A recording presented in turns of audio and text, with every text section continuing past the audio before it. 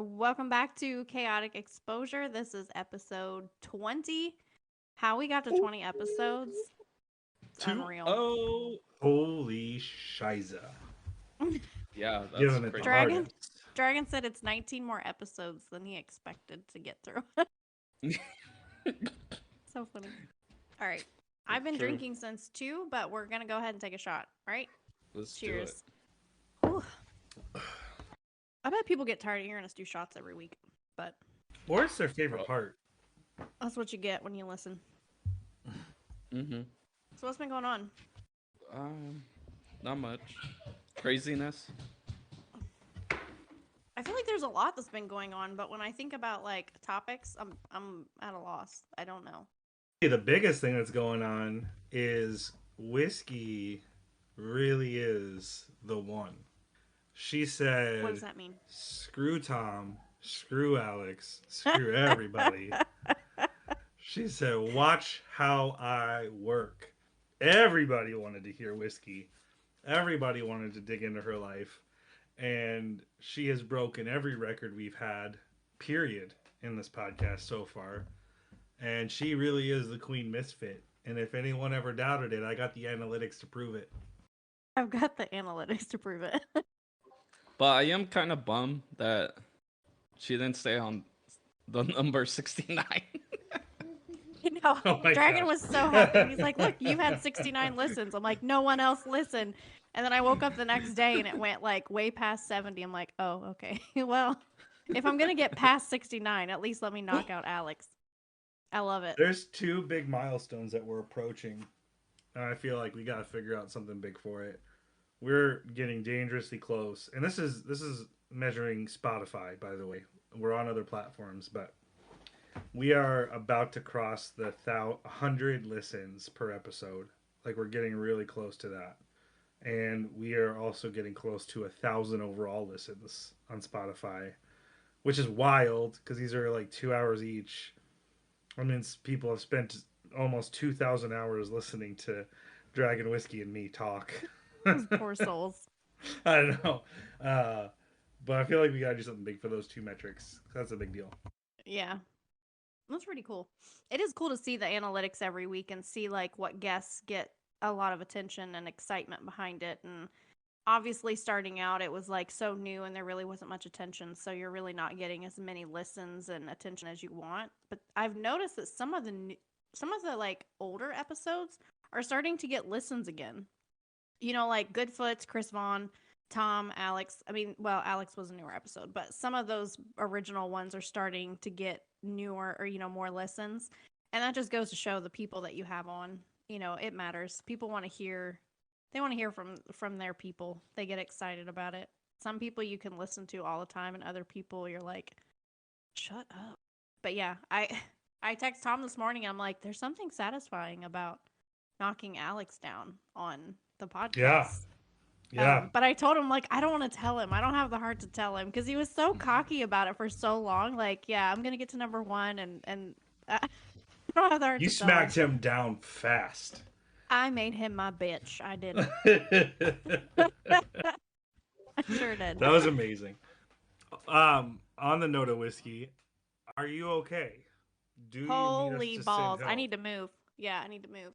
There's Oh my way too God. much wild stuff going on in Ohio right now. Another There's train. like Yeah. there's Another train. trains that are derailing and chemical plant explosions and tornadoes. And this has been like in the last like week and a half or 2 weeks. And they're getting It- closer. I just asked, like like, it. legitimately, is it just a coincidence that many trains do? I have not. I don't remember that being an issue. And the Right. like kind of creepy part is like I grew up walking the tracks, and when the train would come, I would like stand off to the side. You do stuff as a kid, and you don't think about how dangerous it is, and then I look at it as an adult, and I'm like, oh, I was just trying to die. I just did not make good decisions. But yeah, the train derailings they're wild. And then to see the footage, like the one that happened recently was It's just a few Yeah. miles down from some of my family. So if there was that, if there Jesus. would have been that chemical explosion or whatever, like that happened in Palestine, yeah, that would have been But like bad. really, like we're not a conspiracy theorist podcast, but like that it just seems weird and wild and a little Yeah, too Yeah. coincidental. yeah. I I don't know. I got nothing. Sometimes you guys tag me and stuff, and I don't even like watch the news to see it. So I get tagged, and I'm like, oh, something else happened. Like I didn't know about the chemical plant explosion thing that happened last night. Like I checked this Twitter this morning, and I think it was Drill that he's Oh like, "Are yeah, you yeah. okay? They're trying to kill you or something." So, for the record, if you don't hear from me for like 24 hours, I'm not okay. That's that's Something not okay happened. to say. Something Yeah. happened.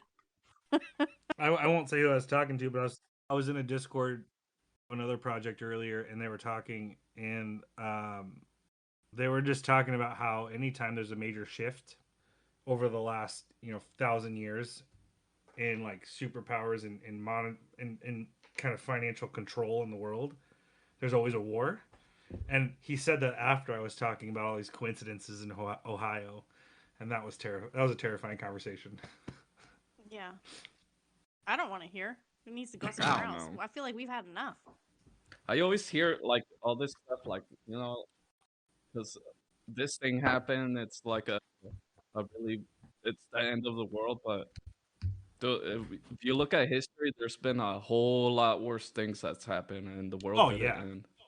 hundred We percent. have world wars, World War I, World War II, and so many people have died, and it's like, His point was every major shift in history, there's a big war between the people losing and gaining control. Um, that's what he was saying. I was like, that's an interesting point. I've also spent far too much time learning about people's stories of going in the ocean, and I'm no longer down with the cruise. Oh, thank you. tell us The one. cruise. I mean, if What? we were ever gonna do a cruise, I'm out. I don't want to do it anymore. Oh, I'm good. I don't like. Did you guys know NASA started as a deep sea Yep. exploration initiative, and they stopped looking at the sea? I I have read. heard. I don't know. We're going to this like rabbit hole, I don't this care. is going deep. What did but you read? like one of the trenches. I think the deepest trench ever, the deepest part of the ocean.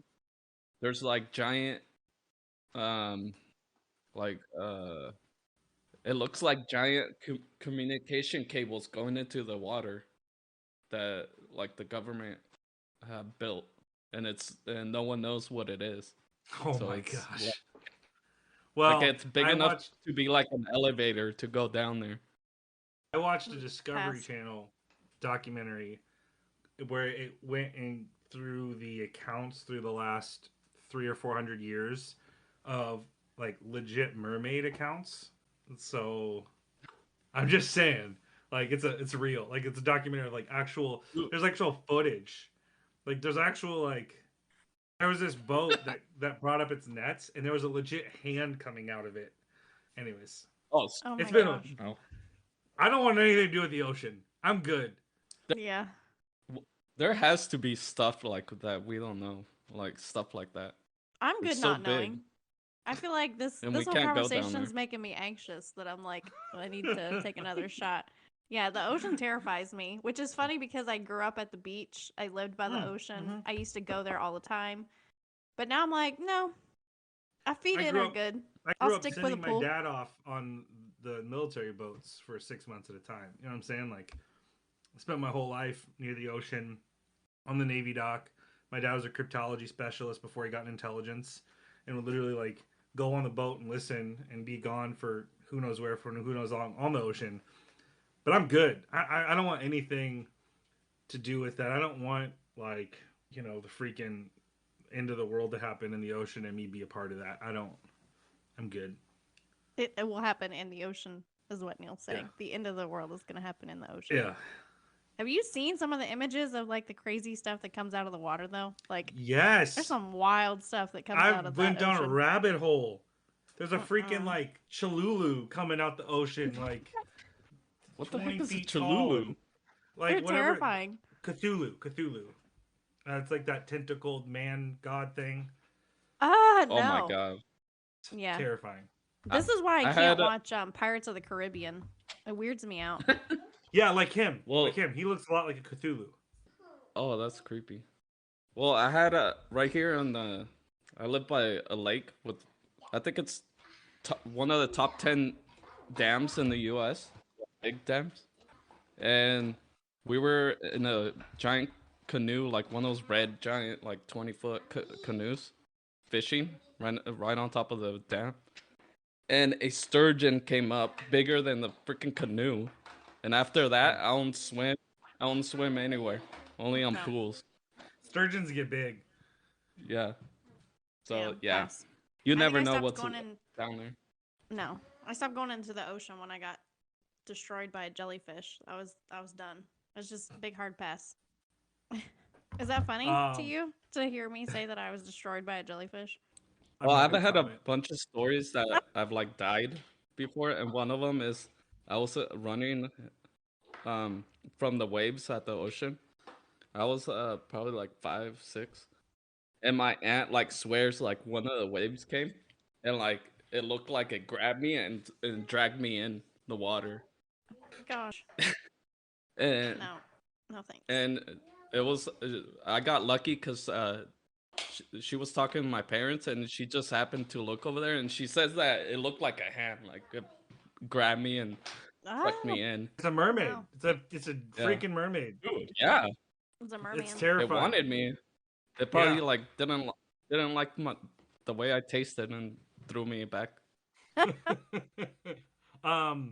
Couple things that I feel like are worth noting that I've seen today. One, Amazon, and I verified this online. Next month is coming out with the NFT marketplace, and they're Yeah. not going to take crypto payments. It looks like they're going to take credit card payments, and they're only going to have like 15 collections or so on the platform. But how crazy is that? Amazon Yeah, that's crazy. I saw that. Yeah. direct payments. That's crazy. Yeah, crazy. That's good. It's kind of like the way like DC did it, like for their Batman stuff and. Yeah, Amazon's I forgot big, about though. that. Mhm. Well, yeah. What are they gonna sell? I don't know. I couldn't figure it out. ShamWow NFTs. Also, right before we started recording, I didn't have time to listen to it, but there's 2 podcasts that pop up on my phone. Also, you like my background? I can't Cool. see it. Your video is so Yeah, awful. dude, I can't see don't it. even try. Is that Trip? Yeah, it's the Chris Vaughn background. Oh, Chris. Oh yeah, that's cool. Anyways, That's the only cool trip out there, by the way, is one that's been. that's cool. Don't flip me off. That's rude. You started it all today. I know. Neil says whiskey talks a lot of shit. I said that one time. But obviously the first one is ours that pops up on my phone. But the other one is Joe Rogan, and I'm kind of interested because it said Joe Rogan featuring CoffeeZilla, so that's interesting because obviously CoffeeZilla is a futter and has gotten a lot of attention in the communities that we run in. I'm just interested. Yeah, it's a touchy topic. I'm not here to like get crazy with it. I'm just saying. On my phone, Joe Rogan featuring CoffeeZilla popped up. So that should be interesting to listen to. That's smart. I mean, he'll get the listens. Oh, yeah. I mean, I'm going to listen 100%. I mean, people listen to have me and Dragon like fudge you on your cud and biscuits and You're weird the worst. shit. I am the worst. Thank you for acknowledging. I am who I am. Also, Chris is going to be at NFT NYC. That's so exciting. Yeah. Dragon's excited. I want to see Dragon and Chris together. I feel like that would just make my whole life. Oh my god, it'll be nice. Would it destroy you? What? What? I don't. I feel like sometimes Neil says stuff and then he's like, you know that Pam gift that's like I'm saying so many things. Like, oh, if I didn't, That's my you whole know, life. like that's Neil. Like he just spits stuff out and you're like, did you really just say that? Just the same way he starts shit. He Yeah, just starts it or runs. he does. He like flicks a match and then runs away, which both of you have done that recently, mind you. You guys are the worst. When I say I appreciate support, it does not consist of go light fires and run, and then I have to witness it and try to figure out how to pick up pieces. That's not the same kind of support when I talk about it. But would you not want us to do honestly? Yeah, I think I made that Come abundantly on. clear. Like, I don't don't think you want want you me to to start start a fires. fire and sit there and make sure it's lit up and make it bigger. Dragon makes sure he adds logs to the fire. Like Neil flicks the match, and then Dragon's like, "Hold on, let me keep this baby going." If me That's and not Dragon good. were really just unbridled on the world, and we weren't trying to Scary. support you, Oh man, I wouldn't want to be on the other end of you two. That's for sure. At least I'm on the promise safe you, side. not. Oh, Yeah. buddy, that's okay. Like we're trying to support you, and so like I think we do a pretty good job of restraining ourselves. Do you? Oh yes, Oh my I god. Yeah. have written many tweets. And I you have almost deleted sent them? many messages that have never gone Oh, out or seen the light of day. that Only is when self it's control. really, really bad do I send it to our little group chat just so somebody can see it. Somebody hears it. That's fair. Yeah, But there's I've multiple restrained times that I myself. do that. You I type have it out restrained and you myself. feel better about it, and then all of a sudden you're like, nope, common sense hidden, and you should not send that. Just delete it right now. If it wasn't for you, Whiskey, You would burn so many bridges. Oh my. Yeah. I'd be. I appreciate you too very much. I will say that. It's so scary. I wish people could see your faces because you both look so devious. I appreciate your backhanded support. You're welcome. Dragon Anytime. says you're welcome. Oh my gosh. That's what she said. Oh jeez. I am really excited about God. I'm really excited about Chris being in New York. I think that there was a lot that happened yesterday, announcement wise, and it was exciting. So that is like, that's cool. It was cool to see Yeah. people's responses and excitement for it. Yeah, Was it Dragon that said that the three of us need to carpool? Like, you guys need to fly to me, and the three of us drive to New York, and we can be like chaotic carpool karaoke. Oh, that would be fun. We It should. would be wild. it'd be a lot of content. Yeah, we should do it live. Just record us as we're Live driving stream it. for 9 hours. Twitter Yeah. space the whole way. Yeah, you have a. That's a lot of hours. Like It's not that bad. You gotta have people like to. I'm gonna be in the back taking With- shots. He's we gonna can get us sing arrested. And, yeah. Dragon we'll was probably sweet get because he's like, "How long is the drive from you to New York?" I'm like, "Oh, it's not bad. It's only like 9 hours." And he's like, "You can't do that on your own." I'm like, "I've driven that. I mean, I've driven that much before. Like, my family still lives in South Carolina. That's like an 11 and a half hour drive." It's like, "No, Jesus, we I could come can't to do you, that. and then we'll all do like carpool karaoke." I'm like, "Yeah, that's not distracting at all." When I visit my family, we drive and I leave around 5 p.m. and we pull in around 6 p.m. the next day, and we don't stop. Ugh, It's just straight I through. can't do during the night. Absolutely not. Actually, like To me, I do that on 2 purpose. hours drive is too much. Well, because there's an hour of stops and food, and you know what I'm saying. Like it's actually 24 hours, but Yeah. you just gain an hour or so. Gross. But what I do is I intentionally do it so that I'm fresh and ready in that first 8 hour stretch, so that I get through the night, and then it's all downhill when I see the sun. I just got to get to the end of the day. You know what I mean? Like I play Yeah. that mental game. I don't work that way. I wish I did. Dragon, did you say you can't? What did you say? How many hours is enough? 2. 2 hours. The last That's time I amazing. did that though, I drove 12 hours to my in-laws house, and then spent 3 days there and drove 12 hours back overnight. Yeah. and that's what weakened my immune system enough to get a cold, and then it turned into the flu, which turned into the Coxsackie bee, that put me in a coma for 10 days. And Okay, so so you can't drive Cocksucker, with what? us. Cock a it's what? called Coxsackie Oh, okay. bee. You knew he was gonna say COX. something about that. Look at the smile on his face. He just was waiting. Uh, so I haven't driven through the night since, and it's been like 6 Well, years. I've done like my 12-hour shift and done like 6-hour drive, and I survived it. Yeah, I exactly. It's the survived it. same. Well, this conversation doesn't make me want you guys to come here and drive with me to New York. I will drive. I Wow. will drive my vehicle, and you guys will not touch my car, and we will get there I'm the safely. best driver ever. You just I ended a sentence literally with "I Ubered for like survived." 5 years. Yeah. No. There's crappy drivers. It's not me. Correct. Okay. My It's the people that you can't trust on the road. trust no one.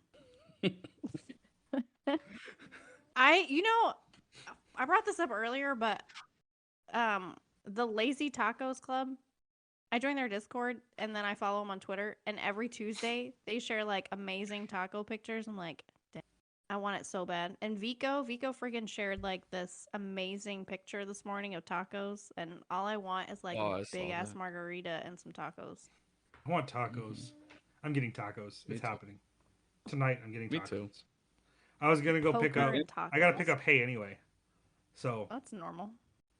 yeah, I was thinking about this. So like the other day I was at work and I'm presenting an authorization solution intent to like how to like properly authorize someone that logs into our mobile app we're building at my job. And I was presenting and I was getting it all done. I had like a room full of people listening and asking questions. I exit that meeting, go to lunch, and my wife comes in and says, "Hey Neil, there's a chicken that needs to be put down." So I go get my 22 out of my room, load it up, go outside, kill the chicken, get that all cleaned up, go from there to go back inside to then present another meeting on a login solution for whatever. And I was like, I gotta be the only person in the world that is like helping develop software and killing chickens and picking up hay in the same day. Like it's got to be. Yeah, probably. Yeah, that's not common. But And it's like kind this of weird morning, you use a 22 to kill the chicken. well, I Like, just can't easy, you just quick. like grab it by the neck and like twist I it? don't want to do that. I don't want to get my hands Oh my dirty. I'd rather just God. put the gun to his head and kill it. And then, Why are we talking about this? Stop it! And then, oh my God. this morning, I hear Neil, and I'm like, what's going on? So I like come out of my office, and there's a coyote tromping down the field out in front of my house with Hazel chasing behind it. Oh Like, my gosh. oh, Oh my gosh. You protect that dog. farm life. Hazel one Hazel and coyote, Winston need to be inside protected at all costs. one coyote would not take down Hazel or Winston. They would destroy that thing. They might get a little scratched up. Winston for sure. He's they a would fiery kill it. little shit. I mean, Hazel's twice the size of a coyote. Yeah. A big mama. We weighed her. She's 105 pounds. Oof. Whoa. Yeah. That's a I big chased girl. a mountain lion one time with a No slingshot. thanks. Cause that's What? normal. Yeah, I was With a slingshot? yeah, I stayed in Mexico with my grandma for a little bit, and their backyard is a whole giant cornfield, and we were just chilling in the hammocks, and all of a sudden like these little chicks ran out of the cornfield, the corn, and my grandma told me to Gosh. go check out what happened to the mom. And I go in there and there's a mountain lion, and I guess I was so scared I chased it and I ran. Oh my gosh. Kept chasing it. I don't You've know. always been a diesel. You've always been a hardcore dude. Also, what true. great content. We've gone from mermaids and the ocean to NFT marketplaces to chasing mountain lions with slingshots. Like, is there a better podcast in the world? You're welcome. We're The best part. No, like the best part is going in and seeing like the body and all that, and then this mountain lion like staring at me right there. I'm like, oh my shit, gosh. good. That's I'm creepy. gonna die. so I just ran towards it. Logan Paul always talks about their Impulsive being the number one podcast in the world. That's false. Chaotic Exposure, number one podcast in the world. We are taking over everyone else Conversations wishes. that lead to nowhere.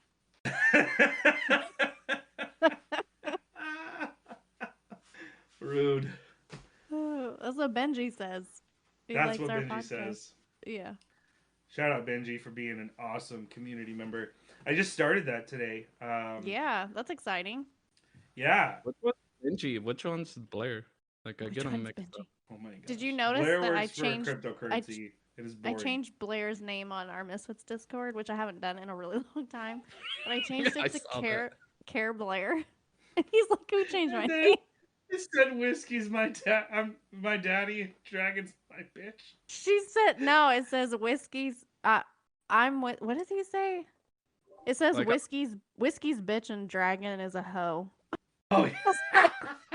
That is my favorite name you've ever had. The fact that you called yourself my bitch is like, Yeah, I love totally. it. Yeah. But yeah, shout out to we- Benji, because Benji is a solid one that is supportive of like, Yeah. he's supportive of Chaotic Exposure Yeah. and I think Chris he's probably Vaughn the and first- Misfits. I think he's probably the first person that ever like put out an original tweet about our show. Yeah. Well, and then he like tried to reach out to Fireball and like get them to sponsor us, which I was like, okay, automatically you're a win in my book. I feel like I've kicked it up a notch in my job.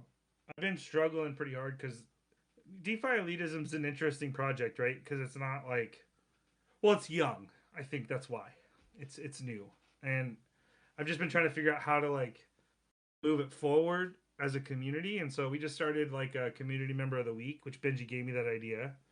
We're gonna start playing poker together, and Chris had some really good ideas for some collabs with different projects. I'm gonna try to make those things happen. And anyways, just I have a ton of NFTs. I bought some ETH so I can load up some more NFTs. And I'm just gonna highlight people. And I did pick Big J. I did that because of his help with helping us with the JSON files with the wearables. But it was a hard choice. Like that was something that was really good for me to do as a community manager, like of a project. Like I went through like all of the members of the Discord, and I was like, okay, what have they done or shown support for in our project? And it really is really impressive. Like when I look at every one of them, like one thing Chris has going for him is he has a really loyal community, and I'm excited to grow that, obviously. But it was hard to pick one person, and I'm excited that we're doing it weekly. But that was really cool. Yeah. That's a cool idea. You really do have like a good community forming over there. I mean, I try to go in every day and like communicate when I can or see what's going on, and it's starting to grow. Like you're starting to get more people and there's more interaction in the main chat, and it's exciting. It's exciting when that happens because you're drawing people in. So what you're doing is working. You're doing a good job. It's just so new and getting your bearings and stuff. We've talked about that nonstop. It's so much work. You're doing a good job. I think he zoned out. No, I'm here. Either way, I'm excited about the collabs and the poker and the community member of the week. And don't you all of like that how I good just stuff. gave him compliments and he just completely turns it and is like, yeah, he doesn't care. It's so rude. I'm not complimenting people anymore. Screw that shit. You don't like being complimented either. But I at least acknowledge it and say thank you. I You're like, appreciate your kind words, Whiskey. You're It's too very, late for very that. generous. Way too late. It makes Way me too late. extremely uncomfortable, and I don't know how to handle it. And we have a long way to go before any like congratulations can be awarded to one. No. I want to talk about that. We're gonna dive into that. Oh boy. That's false. You don't have to complete something to get recognition. I mean, the fact that you are showing up every day and putting in the work, that is enough to be like, you're doing more than what a lot of people in the space are doing, and you continue to show up. So if I'm going to say, hey, congratulations on that. No, sir, you cannot challenge it. I'm still talking. Well, you said you wanted to talk about it. Yeah, that's more of like, I'm going to talk to you and talk at you. I have thoughts. I okay, think go ahead. Here's Oh my here's what I god. would say. I don't actually disagree with you. I agree with you. But what I mean more so when I originally said that is, okay, if this is the finish line, I'm down here. Before we can even start celebrating, we have to actually get through the first track. And I'm just saying, like, let's get to here, and then we can be excited. Like the halfway mark. You know what I'm saying? Like at Maybe. least we got to actually get somewhere. We haven't gotten Well, anywhere yet. okay, but again, you're wrong. So I'm so I'm gonna say it is all in the little victories. There has been multiple times since I have been doing this that whether it is a conversation with Alex or Tom or both on a meeting, that you have those little victories and it makes it worth it. Like Mhm. yesterday was a really good day. There was like these huge wins and it just put us all in a good mood. And that to me is like that deserves some kind of recognition. To be like, we haven't quit. We are still moving forward. I mean, it's all in how you look at it. You're much further along than where Chris was before you came on Oh, board. super far. You know, your hot seat's going to be way fun, dude, because if this Yeah. is how it's going right now, man, buckle up, Buttercup. Oh, I have a complaint about Neil. Oh my god. Oh, we get to do complaints on his hot seat? Yeah, I'm but going to I do want to that. do it now Okay, let's go. because Apparently, I do enough stupid shit to it not matter. yeah, That's what I learned last week. yeah. You know how much like shit he gives us for not watching shows and stuff, and I finally started watching Ted Lasso, and he's been kind of like, that's cool. I'm I thrilled. I've noticed been that. so No, I've no, noticed it. there hasn't been like no like, oh my god, Yeah. let's I celebrate. really It like was I like, expected him to like really go all out, like have a yeah, party me space too, for it, and me it was too. a little rude. It was a slap in the face, if I'm I being honest. I'm going to go have a panic attack in the room over there. Okay. I'll be back later. Okay. You That's need to okay. talk to the guys that we're We'll gonna still have be here. next. I I have like worked harder in the last 2 weeks than I may have ever worked in my life. I'm sorry. I'm thrilled. He said, Ted I'm Lasso sorry. is my favorite outside of the Office show, period. And the fact that you're watching it makes me so happy. And I can't wait for you to get to this one episode in season 2. Everyone hates it, but I love it. And I think based on who you are, Dragon, that you're going to like it too. Based on who you What are. episode? I think I already watched it. It's Coach Beard's episode. I'll just say that. Oh, I haven't seen It's in season 2. It's fantastic. I love it. I think they actually almost didn't put it in the show, but everybody like freaked out over season 1 so much that they were like, let's put it in anyway. Um, and season 3 is about to launch in like 7 days. I'm so excited, and you both are watching it, and I'm so happy about that. I legit have almost broken down a few times in the last He's like week. holding his chest. I love it. it. Yeah. I I've almost, I'll just say it. I don't give a shit. I've I've almost quit everything 3 times in the last like 80 hours. You know what I mean? Like Preach. it has been heavy and hard, and I'm excited about where it's That's what going she because said. I think I think on the other side of like the hardest moments are where you find some of your most special victories. You know what I mean? Like because Yes. today I had big wins today, and the wins weren't like partnerships or 10 mints coming in for DeFi leaders or anything. It was just like a path forward, and okay, I can get to tomorrow now. Yeah. Because there were days like I wasn't sure if I was like I legit like spent 2 days this Saturday and Sunday like how do I move forward because I didn't know, and I asked opinions, I shot some messages, I reached out, got some good insight, and like there was one point in the weekend where I was like I have nowhere else to go, and I don't think I can do this. I need someone else to do it. Yeah. I Just think because it's a like I weight you put on yourself though too, because and I say that because I've been there too. I mean, you know what I mean with both of you have seen it. There's a weight that you have, but there's also a bigger weight that you can put on yourself with feeling like you've got these high expectations that you put with things, and it's all about like the little victories. I remember when we talked to, I think it was Tina, and she said something. It might have been the space that you did with her a long time ago, and you asked her like how she keeps going, and she said the good days outweigh the bad.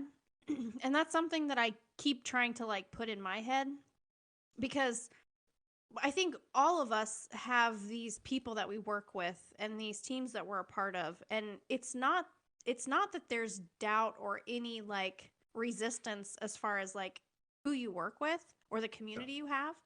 I mean, we're all solid with who we've got. That's not Hmm. the issue, but there's that weight that you put on that's like, if Yeah. I didn't show up today, how would this go down? And it's just, you have to kind of look back and be like, look, take the little victories. Like for me, Sunday was a crap day. I was out Sunday. I didn't get in Discord much. I had a lot going on, in my head, and I told you guys some of it. And it's just, I had to like, luckily Monday was a really good day, so it like kind of pulled me out of that funk. But it just goes to show that like, don't put that Mhm. much weight on yourself, because you're not doing it alone. Yeah. Even as a, and for you though, you're like more than a community manager, you're like a project manager, because I see the conversations that are had, and you do have like, I feel like as I'm talking this is not helping you. You do have a lot on your plate. As soon as I went there, I'm like, I'm supposed to be encouraging, and yeah, Oh, you I do hear have a you. lot, but you And manage it sometimes I'm like, really well. oh, why is it even on my plate? 'Cause does anyone even want it on my plate? That's the mental game I play. Um, but that's another conversation altogether.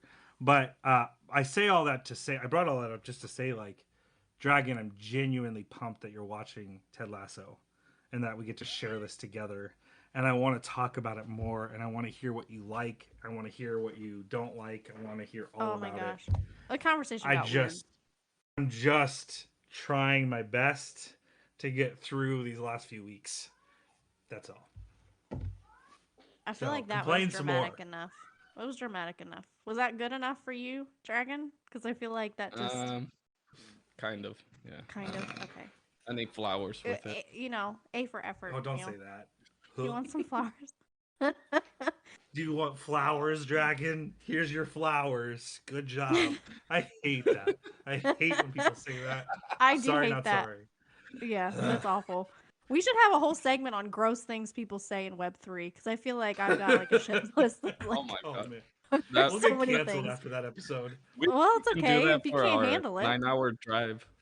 'Cause Yeah, that'll take 9 hours. we probably would have enough to last. All right, so I think that we have a couple people coming on excited about these guests today.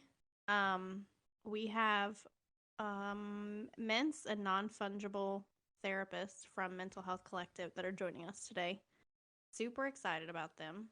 Um, so let's go ahead and bring them in and kick off their interview. Awesome. You can So start we whenever. have, yeah, thanks. um, we have Mentz and non-fungible therapists with us today for Mental Health Collective. Thank you guys for joining What's us. up? What's going Hey, on? great to be here. Thank you, Thanks for everyone. having us. Awesome. So, we know you guys. We've had the pleasure of being in your spaces and interacting with you guys and doing, kind of being front row of what you guys have going. Huge advocates, love it. Let's dive right in and um I was gonna mute Neil, but I can't mute Neil. Neil, mute. I can't think. Okay, let's dive right in. So, can you guys go into telling us about the mission and goals of Mental Health Collective? Like what you guys are trying to accomplish, what you're doing. And what is it? I'll Just so people know. I'll chuck that to Funge because he's become like a master at this now. He's the perfected chiller of the MHC. I wouldn't call it shilling. I would call it spreading the message, right? I've gotten so good at it. It's true. I think my girlfriend said that I did it in my sleep once. So, Mental Health Collective is it's at its core it's a charity. We're officially a charity, a 501c3 in New York and public charity. And the goal behind it was that we we saw an opportunity with Twitter Spaces, and we saw an opportunity as far as a demand in the world. Everybody coming out of the pandemic, being more self-aware about what they're facing, their challenges. They want to open up, they want to share, they want to get some kind of support. But nobody can, not no nobody, but a lot of people are struggling to get anything. There's long lines. People have higher demands than like maybe the care that they can get. So we wanted to offer something that was free and accessible, and Twitter Spaces felt like a solution to that problem. So we originally wanted to kind of solve mental health, right? Big obstacle to tackle, but we got realistic, and we saw that there was a lot of legal limitations and ethical concerns as far as like anonymity, uh, global restrictions, and what informed consent means in this space. So we've pivoted because those things matter, they're real, we respect them, and we want to practice things responsibly. So we we offer peer support. So no, the hosts don't function as experts. Everybody who comes in is an expert in their own life, and they share whatever they're going through, good or bad, and everybody else kind of just shows love. And that's free and that's accessible. And we have over 10 spaces per week at different times. The goal is to keep offering different time slots so that, I don't know, long term there's one running 24/7 so that anyone anywhere anytime can tune in and share. This is really good for, like I said, somebody who has nothing, now they have something. This is really good for somebody who has care and maybe has a meeting in like an appointment like in a week, but they had a rough day or a rough night. This is really good for somebody who is interested in maybe getting some kind of professional or medical care, but they don't know how to start. This is a good step in that direction without any barriers of entry. So it's just a good thing that we're offering in between. We're not trying to replace anything. We're just trying to offer something that people need. You brought up there was a couple points that you brought up, and I kind of want to go to, you brought up the pandemic. Would you agree that like mental health there's been like a stigma around that for as long as I can remember? That's just not something that's been talked about or not promoted, but really addressed. I think that there's always been this stigma around, like, you know what I mean? Like there's just something with mental health that's not gotten the proper acknowledgement, and it's not been broken down enough for people to understand that it's not something that occasionally people deal with, or it's not this like dirty little secret. Like everyone has mental health that they have to take care of. I think the pandemic took a huge toll on people overall when it comes to mental health. I mean, I could be wrong, but I think overall, the majority, that changed a lot of people. And mental health, I feel like, is something that was put out there more when the pandemic came. Would you agree with that?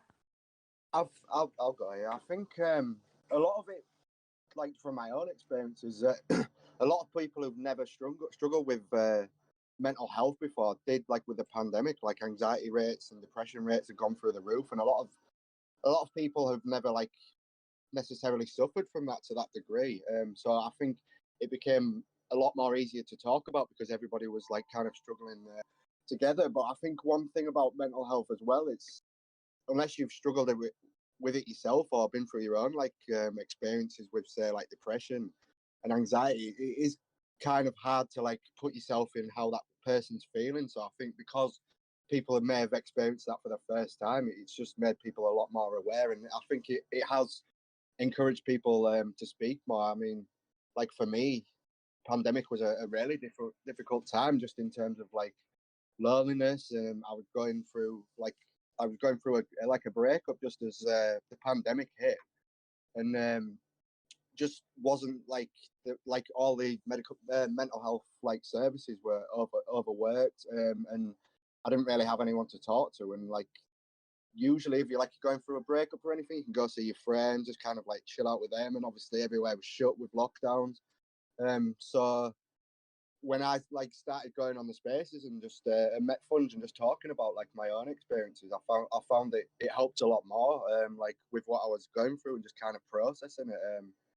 And I think for a lot of people who join the spaces, they may have not done that as like spoke about how they're feeling themselves, because like you say, there is that stigma. But if you're seeing other people all there for the same reason, it's much easier to do. I mean, it's hard, like you're talking about with the stigma, especially in terms of males. Like, it's hard to find the right time if you're struggling to like bring up about mental health, and if it's not really like the time or the place for it, people can be quite dismissive, especially like say you're all having a good time and then you bring up mental health problems. It can put a lot of people off. But in terms of like spaces, everybody's going there for the same reason. Everybody knows why they're going to the mental health spaces, to talk about mental health. So I think being in the spaces and talking, that's made it easier for me to do it in real life as well. So yeah, there's definitely still a big stigma, but I think the pandemic has helped a lot, just in terms of people who haven't struggled before, like being aware of what other people are going through. Yeah, I think you're right. Too, like, I didn't know what mental health was until I knew what mental health was. You know what I'm saying? Like, I didn't know what depression felt like until I knew what depression felt like. And for me, it was like a really intense moment. And like, I hit a brick wall, and I think that's pretty common. I think there's just no empathy until you can experience it for yourself to some extent. And I think, like you said, the pandemic, what it did is it just really exposed the necessity for people to talk to one another. And I think that's what's really interesting to me about the Mental Health Collective is how it's like a and talk about this, please, guys. Like, but it is all these different types of spaces. I'm always surprised by how many spaces there is going on. Like, I always kind of like, oh yeah, there's like 3 spaces today. But it's a place that you can go and talk and engage just as a free forum, which is really cool. And I've heard some people say some really crazy stuff in those spaces. But that's not one thing I've really liked, because I think you are right. I think it is like an opportunity to be vulnerable behind a PFP, but it also helps you go be more vulnerable in regular life too. I think I really like that you're honest about like how you faced and stuff, because I think a lot of people just don't know. They think that they're like an exception to the rule, but with this stuff, you're not. Like, everyone, life is gonna hit you no matter what. Like, there's a lot of ups and downs. That's just like a fact at this point, and you're gonna have to face it at some point. And you can choose to either wait until it hits you hard and then you start to be aware of this stuff, or you can maybe prepare. But either way, it's something that people should talk about it a little bit more, so that people are prepared when it does happen, and they're a little bit more open about like, oh yeah, I am human. Oh yeah, I do have to face these things. And yeah, we do have a lot of spaces. We've, just for context, in 14 months, we've hosted over 340 spaces, and now we have about 1 to 3 a day. So we're growing. We're going to keep growing. It's just a process, but little by little, we're in no rush for any of that. Yeah, I've been hanging out in your guys' spaces, and then I love Mentz. Like, I've been hanging out. Like, I don't talk much, so like I've been just listening. I love how Mentz, he just messages me and he asks if I'm okay and all that. That's the best thing ever. Yeah. I like to see you in the space, but I think about our spaces as well, just because I like the nature of it and the environment.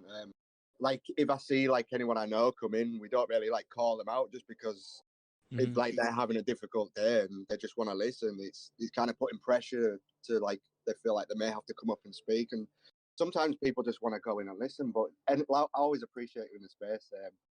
Just like appreciate the support, and you've probably realised by now that I'm like the human punch bag of the space. I seem to just take all the blows so everyone else can feel bad. So you're like our Neil. Yeah, absolutely. Every group needs a Neil. Yes. Look at your. I love it. You're listening. So If you're listening to this and you're thinking about your friend group, if you're wondering who the Neil in the group is, if you can't figure it out, you're probably the Neil. Oh my god. Oh, non-fungible is like my new friend now, just because of this podcast already. I mean, we're like only 10 minutes in, and he just like threw down some awesome stuff. Everyone needs a Neil, though, so I do everyone like needs a that. Neil. I need to make that into a poster. Yeah. Those should be shirts for merch with our Yeah, chaotic those could be our exposure. merch. Everyone needs a Neil. So, I'm just gonna go into the next question unless Neil wants to. What inspired you both to start this organization, and what are some of the biggest challenges you guys have faced? I'll go first with like my own story. So I've always been into like crypto and stuff like that. I remember buying Ethereum at $60 and then losing it all, leverage traded. So that's how long I've been in crypto. But I discovered like about NFTs and stuff probably about 15 months ago, and just kind of like dipped my toes into like Web3, and I had the idea for like launching my own project. That's where the name Mentz actually comes from.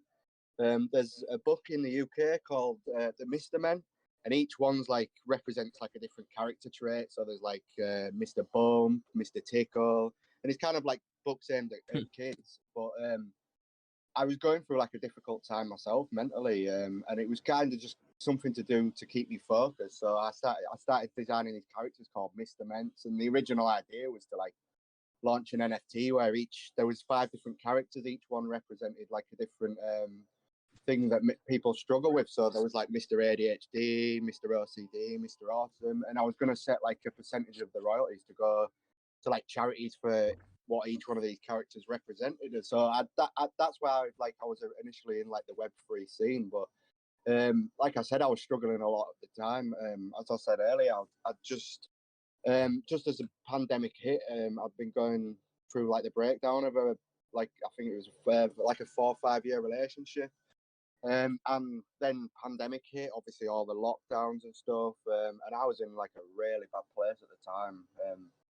And just to like add on to like all the like initial shit of like going through a breakup at the same time, I couldn't even speak to my friends. I couldn't see my friends because of all like the isolations. I've come back to me in a sec. I'll take over. Yeah. Yeah.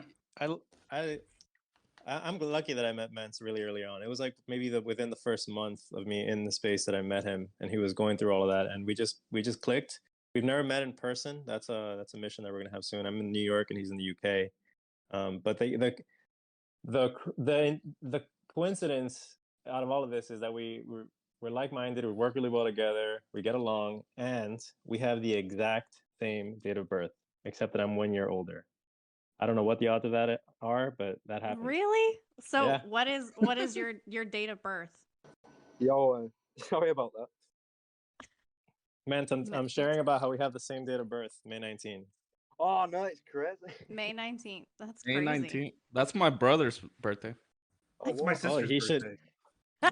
And invite him over. I mean, let's Wow. just say that if your birthday is May 19th, you're an automatic founder of the Mental Health Collective. That's fair. Amanda, who's in this Discord, is May 19th. No way. That's That's crazy. so funny. What the? But sorry, I got I had to take a quick call then. But just to carry on where I was like kind of left off. So basically, I'm struggling a lot with my own mental health, and like I've been through depression and anxiety a lot, since I was 18. So I've been there before, and I'm aware of like going through the motions and all stuff like that. But for me, this was just really hard, just because I didn't have any outlook in terms of like friend groups I could reach out to. I mean, you can ring your friends up, but if they're struggling themselves, it's hard to do it. It's sometimes hard to like reach out to the people closest to you. I mean, I've got like family around me, but sometimes like just reaching out to family or loved ones who are close to you can be the hardest thing to do, because there's like you say, it ties into the stigma and everything. And I just kind of met Funge in Spaces. It was when Twitter Spaces were relatively new, and yeah, we just like hit it off really well. Like you say, we both got the same birthday, both Tauruses. With like the opposite personality trait. So he's like I'm like the lazy one, and he's like really organized and stuff. So it works quite well. So we bounce off each other, and we just kind of like started hosting the spaces. And I know, like, I wasn't actively thinking, oh, I'm going to join these spaces and get more help, like mental health support. Just to backtrack a bit as well. So I've reached out to my GP and everything because to like kind of get some support in terms of counselling or something like that. And being from the UK, it's all publicly funded, so like the wait times are huge. And I like wrote down everything I was feeling to my GP and sent it to them, and they called me back. I think within an hour. Obviously, there was like I was going for like suicidal ideation or things like that. So they reached out to me pretty quick. So I thought, oh, I'm finally like getting somewhere, like in the system, so to speak, to get some kind of support. And they said, oh, we're going to put you on a waiting list. I didn't hear anything, and this was like around the time that I joined the spaces. I didn't hear anything for 9 months, and after 9 months of being on that waiting list, I got an email, and it said, sorry, like the funding for your local area has run out. So even after waiting them 9 months, I ended up with nothing. But during that time, obviously, I've been in the spaces, hearing other people talking and just talking about what I was going through myself. And after like 14 months of doing this, I'm in such a better place now. I've learned so many, so much. Like I'd like to say, like I've matured a lot emotionally and just being able to like express what I'm going through and understand what I'm going through myself. And for me, I get a lot. To some degree, I'm one of them. I'm great at like, well, obviously we don't give advice in the spaces, but I'm great at like supporting and listening to people. But sometimes it's hard to apply that to yourself. But like just supporting people in the spaces, I'm one of them people who I get a lot of benefit myself from just kind of helping people through their own stuff.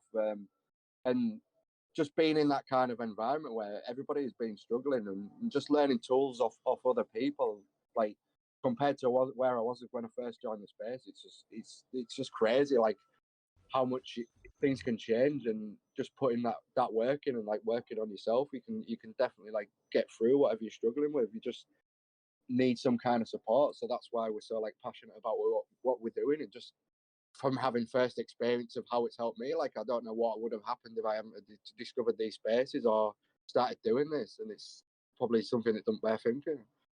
Yeah, for sure. That's really good. One thing I am really interested in, also hear about, and I feel like this conversation could easily be a 3-hour one. So I'm not trying to push it along, but there's a couple questions that we have that we really want to get to as well.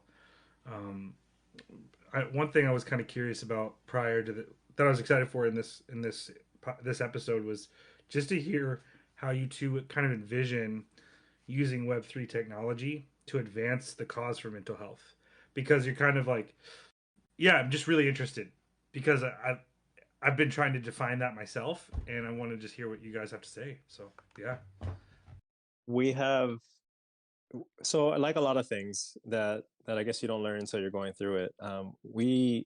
We have tried a lot of things, and Mentz is the best at this. He throws spaghetti at the wall all the time, and I guess I'm the one that kind of just determines whether it sticks or not. But we have tried a lot. We have also tried a podcast. We have tried a blog. We have tried. We've thought about doing educational courses. We've tried POAPs. We've tried so many different types of things, and it just wasn't us, and it wasn't kind of the mission. Our mission really is just making an impact as consistently, as free, and as accessible as possible. We don't have an NFT. We do not want to have an NFT. Half of the people that come into our spaces don't know what a wallet is. They don't really understand what Web3 is, but we don't care, because you could have a monkey PFP or just like a regular like physical picture of PFP, and you guys are still going to be talking about anxiety and understand each other and support each other. So we're kind of hugging this line between Web3 and the other, and we don't know what's Web3 about us. We're not sure, but we know that we aren't building towards something anymore. After 14 months in this many spaces, we are doing what we're going to be doing, and we're going to keep just doing this. This is it. So if we make any money, we're probably just going to sustain what we're going to keep doing, and this is it. And we already think that this is enough, because we are helping a lot of people. So as far as Web3, we partner with Web3 projects. We don't have an NFT, so we're not selling anybody anything. We're not competing with anybody. It's a neutral space, and it's a utility for projects. And we probably want to use what we probably will try to explore is fundraising.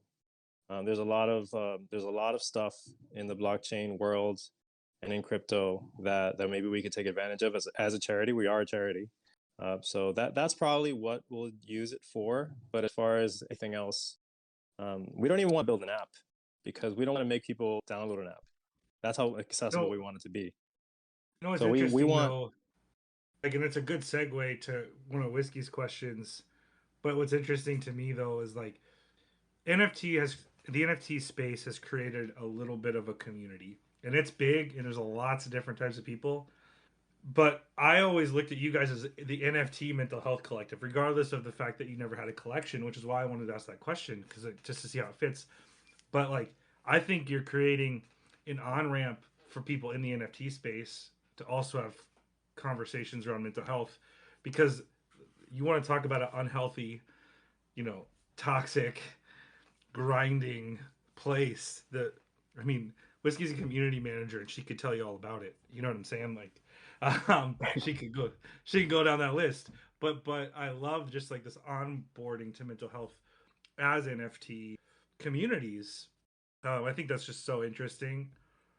And not to say, like, what's also interesting is then you also have that like cross pollinating for people that are not in NFTs that find your space and they see all these people in it. I think it's also I think it could potentially be just a segue. Happens all the time. We'll kind of be there like for somebody's darkest times, and they'll really like it and feel supported, so they'll keep coming back. After a while, they're like, okay, what the hell is this rat picture? What is this this cookie picture? And I think that we did that by design. We're not selling anybody anything. We're not like primarily marketing any of our partners, but it just kind of happens indirectly.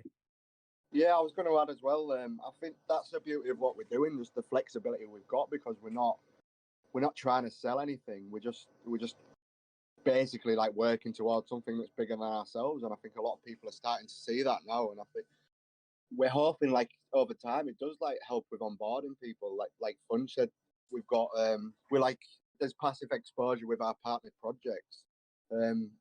Just with them being on the content, obviously, if people are checking in for the space links, they're learning, oh, like what's this character, who's this character.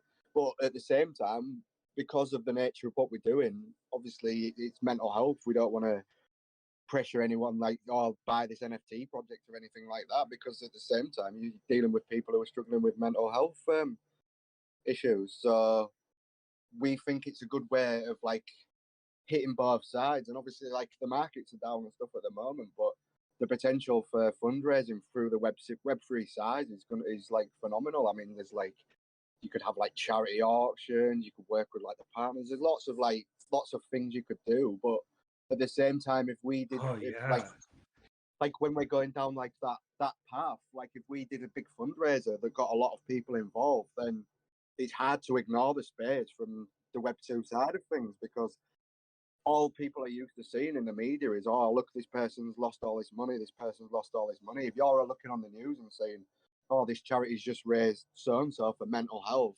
through the like crypto community, that's going to open a lot of ideas for other people who are thinking, oh, maybe I can do something in terms of fundraising. So I think the onboarding potential is there, and at the same time, like the way we're doing it with like our space hosts, there's a lot of mental health professionals who want to get into Web3, but they don't really know their footing. And when you first go in Web3, it's like, what the fuck? Like, people are sending you links, people are saying buy this, buy that.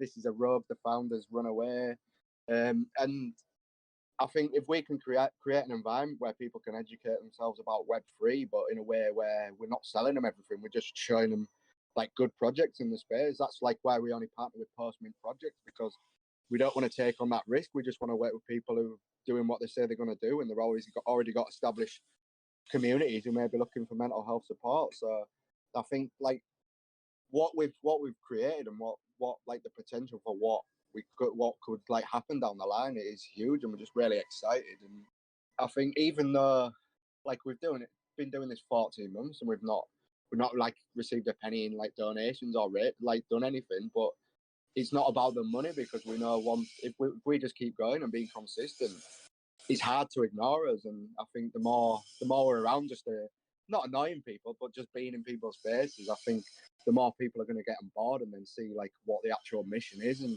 hopefully it'll just help the space and the Web 2 side of things as well, because there's so many people. I think everybody's been through like some kind of mental health struggle in their life. So if we can just kind of create a ripple effect of people supporting each other, then only good can come of it. I'm assuming. This is kind of an off the cuff question, but it's something I've been thinking about lately. Um, Taking that step to really try something is a bit scary, and like even not so much for me, like the starting something new is not scary at all, but like 2 weeks in, when you're not sure if you're making an impact or if you're not accomplishing your goal, that's where like I feel like the bottom's falling out. Um, can you guys just kind of tell us how it's been getting started? Um, I know we have some questions too about like some stories that were really encouraging. Um, like you said, you've been going for over a year now. Um, was there ever a time where you thought maybe you should keep going, or what was that like for you? I'll quickly jump in here. I remember a point where we kind of like nothing. We knew what we were doing, like what we wanted to do, but we're still finding our footing in terms of what we want to do. I know Fund was talking a lot about like we tried lots of different things, and it just felt like nothing was really working. And it did get to a point where we just kind of like, should we just like leave it on hold for a bit? And then I think it was only like 4 or 5 days, and it's just like I just messaged Funge and I was like, we both know we've got something here. It's just what we're going to do with it. So we were just talking like about ideas and stuff, and we were kind of like on the fence about continuing. And then we just had a brainstorming session, and then that's when we kind of had the pivot of like working with the Web3 projects, and we kind of like there was definitely that phase where we thought like, shall we just like part ways and just go about our days? But I think we kind of just had that talk, and then just had like a brainstorming session. Then we just got all our passion back, and then since then we've just been doing it consistently. And I think we just kind of like had that chat with ourselves, like we need to focus on what we do, what we want to do. And I think, like you say, we were trying lots of different ideas, but we kind of just honed in on with what are we good at, like the spaces and supporting people. So let's just hone in on that. And then like with the Web3 side of things, I've waffled a bit there, but yeah, there was a point where we like kind of thought, shall we continue? But yeah, we just had a brainstorming session and then just pivoted, and then we've just been like rock solid since then. I don't know if you want to add up, Fun. It gets me out of bed. I get excited about it. Like I paused going after my licensure because I believed in this. I believe that there's something there, and I didn't want to regret it. So we just kept I'm stubborn too, so that helps. Maybe I think we were talking about how we're Tauruses earlier. That I think that's probably not even me really. It's written in the stars, I guess. You know why I love these podcasts? Because you really get to know the people behind the projects and behind, the stories or what they're doing. And Mentz, we've known for a while. I mean, he's been around, so we've got stories. I love Mentz. But non-fungible, you're one that I've not really interacted with, but it seems like everything that you've said so far, I have been like a nodding and agreeing with, because you say things that it's like, yep, I felt that way. Yep, I feel that way. I think it's when you guys are talking about like keeping going and getting that brainstorm session, it's amazing what support can do internally for a project when you've got your team behind you and your crew around you that supports. Because we've talked about this quite a bit on our episodes, how lonely it can feel when you just feel like you're on this island alone while being on a team. And it's really cool to hear that you guys pushed through and didn't let things make you kind of back out. And non-fungible, when you said that about having regrets and stuff, that's something. I'm a very stubborn person. I actually believe that Dragon and Neil are very stubborn guys. Even though Dragon's like, what? I think all of us can be very stubborn. No. But going into, I did want to bring something up, because you guys did talk about, I think you did talk about partners, and there was an announcement made yesterday about partnering with the Misfits, which was obviously super exciting. By the way, this was unintentional timing, which is super cool. My opinion. Yeah, that's awesome. I was like, what? When Yeah. I saw the announcement. It was exciting. So Yeah. we partnered with the Mental Health Collective, which I absolutely love. It was well received by the community, which was exciting.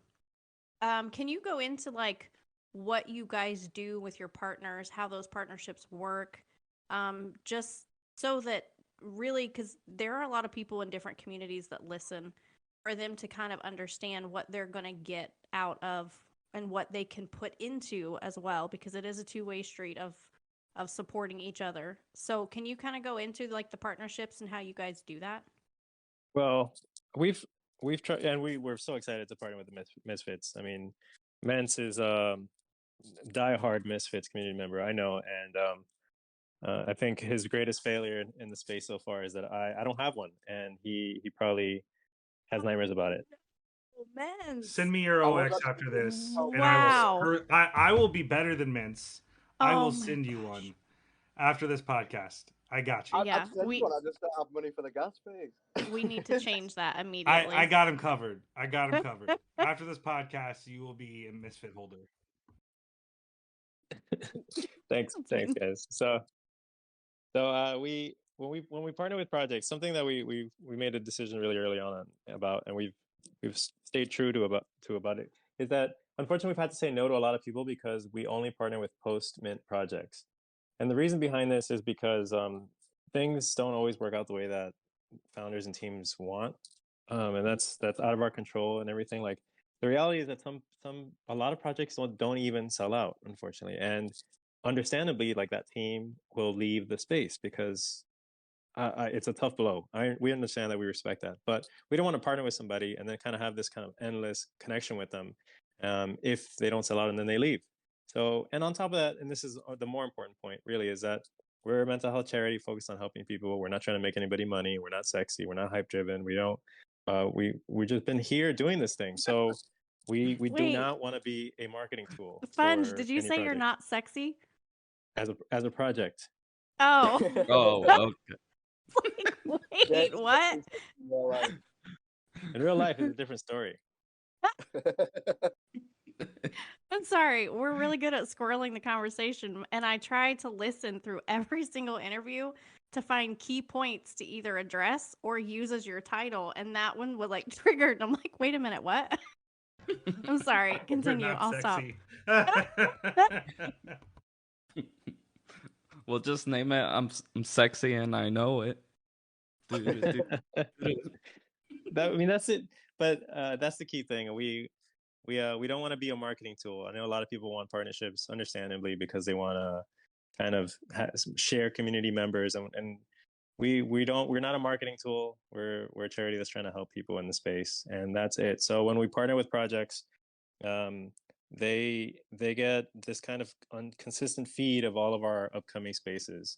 So they don't have to go. We don't care if they go or not, but every community and every team can now offer that to them. So like, hey, if anybody's going through something, by the way, check this channel. MHC probably has a space in the next 8 to 12 hours. You should maybe tune in, listen, share, whatever you want, but it's there, it's free. It's a resource that is offered to all the communities. And we tried really hard for it to be a win-win for everyone, right? Like teams get to offer something for their community members have access to something that is a safety net, and I guess we get more reach. The irony here is that that's it, that's the partnership, and we've had so many projects that have just said no, which says a lot about certain projects. But maybe that's it too, right? Like if you partner with MHC, you very clearly just are altruistic and care about your community and the mental health of your members. So maybe that's worth saying too. Yeah, I was That's just awesome. gonna say, loving the Misfits partnership. Yeah, I think it's been definitely a long time coming, and we've had Misfits coming in the spaces for a while, so just like really appreciate the partnership. And yeah, I think like just kind of going off the back of what Fund was saying, I think a lot of like, especially with Misfits, like Alex and Tom, we know like there's a lot of founders who are really passionate about mental health, but at the same time, if you're running a project, you can't. It's hard to run like all your projects and then focus on mental health at the same time. So We're trying to be like some kind of Yep. resource we can support, like we can provide. Obviously, we're not actively talking to people in the Discord. It's not like a crisis thing, but we do like in all our spaces posting or like crisis resources if anybody does need them. But it's more just a way of like navigating people to like a mental health resource, and just as well with like the Discord channel, it does help a lot. Like you say, with cross pollination of projects, like we're not a marketing tool, but we feel it helps in the communities getting to know each other. Because say you're in Lonely Pop, and you see like a Misfits pop up, and you're like, oh, I really like the art style. When you're like looking for a space, then you're gonna like look into the Misfits. But at the same time, anybody who's partnered with us is like looking after the mental health of the community. So it's good because if we don't ask a lot, like we just ask like for a donation of the NFT that we include in the content. I mean, there's like you could have like subscription models and all stuff like that, but we're just all we're trying to do is just get people on board with our mission. And I think going from it the angle that we're going, obviously we're not asking a lot. Hopefully, once like the markets come, people will see that we haven't asked much on them, so it opens a lot more opportunities for fundraising. Because we've always been there trying to support all our projects, and we hope like when the time comes that we do go like start fundraising, hopefully they'll support us as well. I think the main problem with the space, I think, is that everything is driven by money, and we're just trying to like break that mold, and hopefully people will follow suit.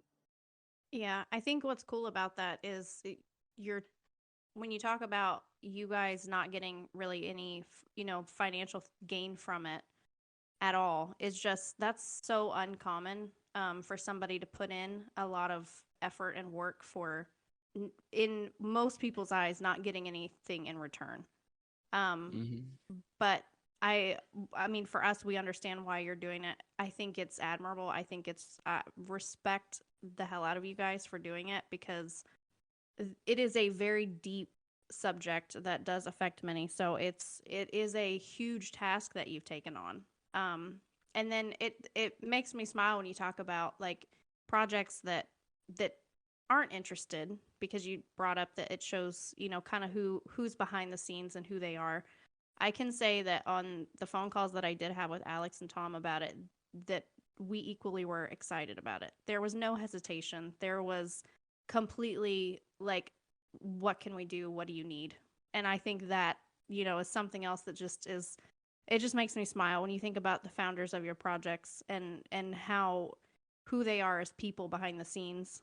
That kind of like draws me in more to the projects that you have partnered with, because it really does show who they are behind the scenes. It's a badge of honor. Like, hey, we're partnered with MHC. Yeah. Yeah. That's cool. That's how serious we take it. We're with them. Yeah, well, like what we're hoping over time as well. Obviously, once we get a lot more exposure, there are a lot more eyes on us. Like, I don't like to say the word seal of approval, but we're hoping like if you see something associated with MHC, it's like somewhat safe to a degree. So, but I think you're right there, like Neil. That's like what we'd like to see the MHCLs down the line. But like you say, you've got to earn that right, and we're still in the early stages. But we're just being here consistent. And we hope over time, as soon as people see anything with @Web3 MHC, then they know it's like relatively safe. And it's a way as well, kind of, if you look at like NFT communities, if you see a PFP of a Misfit, you've automatically like broken the ice, haven't you? Because you're like in the same community. So we're just hoping to get that over time, but that's something you work up to, and we don't think we're in our position to like put our name to that now, but it'd be nice to be down the line. Well, I think I'm gonna lose my head if I don't get a Raven from the reveal and the Nemesis. So Dragon's gonna be I'll probably joining a lot need more some private spaces. talks. Yeah. If I don't get a Raven, I'm gonna just lose it. Oh my gosh. I have a question. What advice would you give to someone who is struggling with mental health issues? I would say that you are not alone. We're gonna make it through it, however hard it is. Hard to believe, I know, but like all five of us in this room now know that that's true. But when you're going through it, it's really hard to believe those kind of things. And that sharing it with other people, kind of unloading that off your shoulders a little bit helps. So find Yep. somewhere to unload it, whatever that means. Ideally, I would say, you know, some kind of professional medical care, but not everybody has that. We know that. That's why Mental Health Collective exists. So try to share with a loved one or something. And I say this all the time too, but even then, that doesn't always work. And the reason behind that is because people always say, I share to a loved one, and they kind of said, and I don't even blame that loved one, because even if they're great, empathetic, active listeners, they're listening to a story or some kind of complaint in their head where they have a horse in that race. So it's really impossible for them to kind of share without completely being out of the picture. I mean, listen without being completely out of the picture. So these MHC spaces or crisis lines or medical professionals, the reason why they're so good is because they are completely out of your life. They're not a member of your life. So when they hear these things, they can truly be there for you and just give you an active ear and give you empathy and give you support that you need. And then you can kind of just, I guess, dump that all on them. Another thing too is that it's not trauma dumping if they want to hear it, if they're asking you to share. Yeah, I think as well. I know you said to give advice, but as well, sometimes people don't want advice. They just want to rant and vent. I mean, I've had it myself where I've like approached people with like how I'm feeling. I didn't really want a solution to what I was saying. I just kind of wanted someone to listen and say, "Oh yeah, I kind of like feel you on that." So I think as well, like yeah, just focus on listening to others if you feel like they're struggling, and if there is someone who is struggling, obviously if they're in crisis, just try and redirect them to some kind of like crisis support in their local area, and just like listen essentially, and yeah, like I said, we're not a replacement for medical services, but we do hope it helps, and I think just joining the spaces every day and just knowing you've got somewhere where you can vent if you do need to get it all off your chest.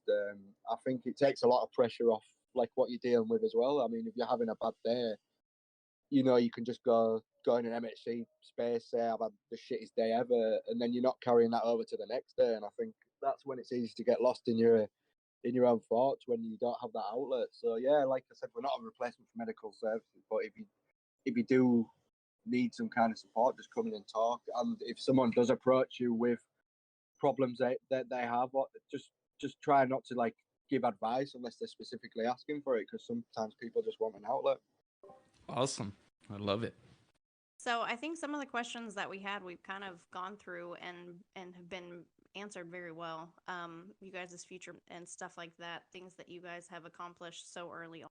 And I say early on, I feel like this space one day feels like a week. So when I say early on, I don't, use that loosely. But did you or Dragon have anything else related to Mental Health Collective? If not, I was going to jump into some questions to kind of get to know Mentz and Non-Fungible. Let's do it. Nope. I'm good. Awesome. I got some personal questions, basically. Oh, boxers or briefs? No, I'm just kidding. I'm not giving you my seed. I'm not giving you my seed phrase. Learn not to do that. But I want that tentacle Trixie. We can work it out, right? Yeah, that is now right. I've been on the fence about it for a very longer than you think I would have committed time to. I have spent a very long time doing it, and I don't know. One day I just woke up and I was like, you know what, fuck it, I'm gonna go with a Trixie, and with the tentacle trait as well. It was a no-brainer. I've even updated the website, so my old PFP is no more. It's gone into the vault. So I am a forever Trixie now. Yeah, tentacles will do that. Mentz was so hard on the tentacle trait that I was like, it would have been perfect if they would have done that with Izzy, but you win some, you lose some, right? Yeah, so going into like you guys personally, you talk about being opposites. So Neil had a experience in Boston that we like to rag him about, because he was the he liked to party and he'll say sorry for partying, but he liked to party, and he ended up like face planted on the ground. It was amazing. Out of you two, which one does the dumbest things most? Who's the face planter out of you two? Oh, definitely me. I'm But sorry, Neil. we haven't like met in real life yet. I hope we're trying to sort it out soon. But yeah, I think we'll truly know once we've had a beer or 20 together. I think it'll come out then. But I don't know. I might be wrong. I might be picking Fungible off the floor. Who knows? Yeah, I think. I guess this answers it even better. Or I am no stranger to face planting in Boston, and in Philly, and in New York. Whoa. And even then, It's an easy time to do it in. And even then, I still think that Mentz is the one out of the two of us. Non-Fungible has some stories. I think we need to have him on and get those exposed more. For multiple face plants to get to happen. That's impressive. I will tell you a story though about face planting. That how it was maybe 3 or 4 years ago. But I used to have like these little parties at my. Well, I wouldn't say little. I mean, one party, someone was literally hanging off like a lampshade, and the lampshade broke. So when I party, I do party. But there was this one party I'd had, and how my house is, it's like a terraced house. I don't know if Americans know what terraced house is, but I'm not going to explain it. So it's basically when two houses are next to each other. But how the layout is, so you basically walk in, there's a hallway, and then the stairs right in front of you, and you go up the stairs, and there's like a little balcony bit above the stairs. And I was pretty drunk, I've no what lie about it, and I was sat on the balcony of my stairs, and I was just talking to my friend, and do you know when you kind of like lean back and you get to that point of no return? I did that and literally did a backflip and landed face planted onto a fucking radiator. So I don't You even let the know liquor how to talk there, drive it. Mince. But like the party animal in me was like, my friends were like, "Yeah, what do we do?" Because I was like pretty KO'd at the time. So then they like just laid me on the sofa, and then they were like, "Oh no, you probably shouldn't put him to sleep if he's like got concussion or something." So then they woke me up, passed me a beer, and then just carried on with the night. Oh my God. That's amazing. This is why I like this part of the interview, because you really get to know people, and it just makes me love them even more. Non-Fungible, you got any like golden stories like that? Any any party stories? Not really. I guess I don't remember them. If I've ever gone that hard, which I definitely have, I just don't remember them. So like I don't remember them. I feel that. We had a space for chaotic exposure, and we were talking about it. And Oh my god. after a night like that, you kind of just like wake up, and if we did live next to each other, we would be looking at each other's eyes like, how rough was that? You know what I mean? Like, 'cause you just don't know for sure how bad it was, unless you're whiskey and don't take real shots. But Whoa! Shots fired. What? Wow. I was returning fires, ma'am. Okay. Thank you very much. well, I guess in your case, whiskey, the shots aren't fired. Right. That's true. Yeah, touche. I think you know what gets me though? Like when you do have those nights and you don't remember anything, you do though later. Like it's at the worst times. You're probably having the best day of your life, and you're taking a shower, and then you think, "Oh no!" Yes. And then you just start like scrubbing harder, like as if Scrubbing you're gonna harder. scrub the memory off. Yeah, it's so true. It's I thought I true. was the only one. I No, don't it get does. drunk. Yeah. I'm more Scrub worried that harder. I've got at least 20 stories like this. So I don't know. Maybe I am going to be the face planter when we do finally meet Funds. We need to have like we need to have like all of our guests do a big meet and greet. Like that would be a disaster. Misfit best Fest way. 2023. When's it happening, Whiskey? Yeah, I need to get on that. I always say that I'm not going to Misfit meetups because I feel like I would die. Them, it's just not safe. But then anytime I say it, I get shit for like, no, you're gonna be there. So maybe I just need to like up my life insurance policy a little bit. I just feel like there's gonna be bad things that happen, maybe some NDAs that need signed. Keep your, check your phone at the door. There needs to be a lot of rules. Yeah, make sure King Six is wearing shoes as well. That's a big Oh one. my gosh. Yeah. Keep Maori on the other side of the room. King needs to wear his shoes. Yeah, there's a lot of things there that need to be written down for sure. Dragon, did you have a question, or Neil? I have another one. That way, Neil would judge you guys. What are some of your favorite books or movies? So I'm a huge movie person. My like me hanging out with my mom growing up was her taking me to the movies after school and just like movie hopping, right? Like that was the thing. I remember the first time she did that, I thought, but that's against the rules. I learned early on. I guess like rules are like that, right? They're flexible, especially when you're a middle-aged Hispanic woman. So I would just always jump into movies, and I've always loved them. Like it's still my favorite thing. The Oscars are this Sunday, so I've like converted my girlfriend into a.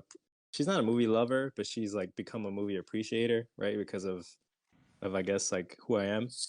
So we were just talking about this, and I think top two favorite movies are probably Matrix and Liar Liar. I don't know how Liar Liar snuck up in there, but like I think I know every line to that Respect movie, that. and I yeah, respect it's a good that. one. Yeah, that is a good one. That's one I don't hear often, but it is a really good Yeah, one. that's not. Yeah, I like it. No And I'm judgments surprised from Neil. Neil's agreeing. Like, Right? what's going on? What about you, Mentz? I don't know if I'm being honest. I can't remember the last time I've read. I don't even know if I can read tweets and stuff, but I don't know. I think Reading tweets counts. I will die on this hill. well, there's this running Score. joke we've got in the space that I said that I've been trying to like read a thesaurus because I always say like proud too much in the space. Well, I think this is like I've just assigned that I say it too much to myself. I don't think anyone's particularly said it. So yeah, I would say I need to read a thesaurus. But in terms of books, I used to be mad into books when I was little, especially Harry Potter. The Harry Potter like series first came out when I was about 8 or 9, and obviously when you're 8 or 9, you're trying to like better all the other kids, but in like weird intellectual ways. So, so we had this thing where as soon as the Harry Potter books come out, we would see like who could get the furthest in one night.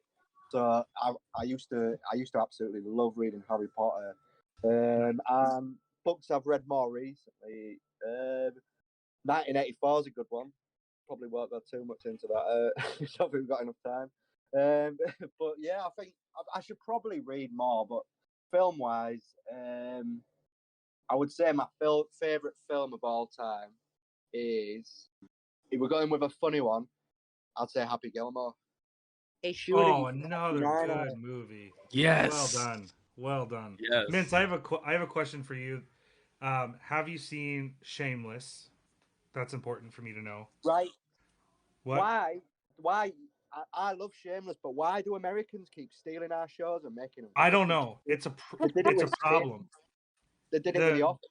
The Office is Yep. all right to be fair, but Yeah, let's not touch The Office. But the Shameless, the British The Shameless, is an incredible show that no one knows about, and so I'm glad to see it. The thing is as well, like it runs really close to home, like Shameless, because that's kind of like the place I was like raised around, and it's up north as well. Like I'm from Leeds and York in England. It's like Yorkshire. And yeah, just like Shameless is set in Manchester, so it's not too far from where I'm from. But yeah, I can relate a lot to it. But I love it. It's a little slow show. And it is pretty true to life. Like a lot of them stories are probably based off true stories as well. Wow. If you... Well, and then my second question is, what is the best biscuit, in your opinion? Oh my god. You knew it was coming. See, I don't know because we've got UK biscuits and people don't know. To be clear, I'm talking about UK biscuits. I'm asking the question to you, knowing exactly what I'm saying. So it's fair. But in your mind, I was so confused. I didn't even know what a biscuit was. I would say no. Stay muted, non-funge. Don't go there. We don't have enough time. I would say a hobnob, or the the classic rich tea. Okay, I just had hobnobs for the first time. I still like the digestive better. The oat cookie is kind of a weird thing for me, but I respect it. Wait until you discover hobnobs with the caramel in them. That's the game changer. Oh, I don't like Stop it. caramel. Caramel's nasty. Stop it. You can leave now, ma'am. How can you not like Fine. caramel? Whoa. Whoa. I'm just kidding. Oh, jeez. Holy I was gonna say, Do I you bet if hear how don't they like talk to me? caramel- It's so rude. If you don't like Rude. caramel, I bet you like pineapple on pizza. I bet you do. Oh, don't you? no. Pineapple on pizza is a sin. If you put pineapple on pizza, we're not friends. I'm sorry. That's Thank nasty. you. Oh my god, what is happening? Sorry, Dragon. I need help. Dragon's like, I quit. Non-Funge, do you put pineapple on pizza? This is a serious question. I absolutely do. I always do if I can. No, Yeah. you were Yeah. so high on my Heathen. list of people I liked, and then just with that one question, you fell so fast. Oh, that's just tragic. I like it once in a while, like once every like 3-4 months. Like more than That's that. still Here's a- too often. Here's the alpha there. Catalina dressing on a Hawaiian pizza. It is so good. What So is Why good. you gotta be so Catalina bougie? It's I'm like just this kind thinking of of I'm just thinking of Step Brothers. You know, the Catalina party thing. Oh my gosh. I used to really care about the pineapple on pizza thing, the debate, right? And I still believe in what I like. Pineapples, they taste good on pizza. Sorry, I mean, No. what I don't get though is the hate. But whatever. Just like moving past that, I've changed actually. There's like a new debate brewing in my head about pizza, which is that I moved to New York like a little less than a year ago, like 8 months ago, and dollar pizzas are just like a game changer. Like you just walk up, give a dollar, and you don't even have to wait. They'll just give you a good New York style pizza, a slice for $1. And just to be able to walk in and out for like $2, $3 and have these, and they're really good, is just a complete game changer. So now when I go to restaurants and I have to spend more than like $12 for a pizza, $20 for a pizza, I am judging it Robbery. solely Yeah. on the price. Like I just can't understand. I it gets to the point that I'm not even. I hate it already. It's like it's a climb uphill at this point. Like you're charging me $25 for this pizza, I'm already gonna hate it, and I'm judging it with every bite. So that's a new thing that I'm growing. Like pizza should be $1. That's all I'm saying. So much hate. I like it. I love the opinions on food. Like we can have some deep topics, but when it comes to food, there is some serious judgments when it comes to food. We should probably talk about pudding, but I don't think Pud. we have. They have Aren't to you go, proud I of us think. for saying pud? Yeah, they I was- do I have was- to go. I was gonna say that that's the whole reason that we like started the mental health collective. Obviously, Funge had moved to New York, and he was like outraged at the prices of pizza. So we figured if we got recognized enough, like being charitable, maybe people would be charitable to Funge and give him free pizza. That was the underlying mission. But we just There spun was it a for motive mental there. health. Yeah. I respect that. I'm motivated by pizza, so it's okay. We should do a poll on our Twitter that's Chicago deep dish or New York style. There's Can only it one be correct both? answer. No. It's like candy corn. You hate it or you love it. The correct answer disagree. is it's plastic trash and we don't like it. See, I'd have gone with a calzone. All right, I think we Thank have you to let guys you for guys coming go. on. Yes, thank you both for coming on. This was fun. We definitely want to have you on again because I feel like there's more that we need to know. But is there anything else that you guys want to get out before we end this episode? I do. Um, Yes. Newsletter.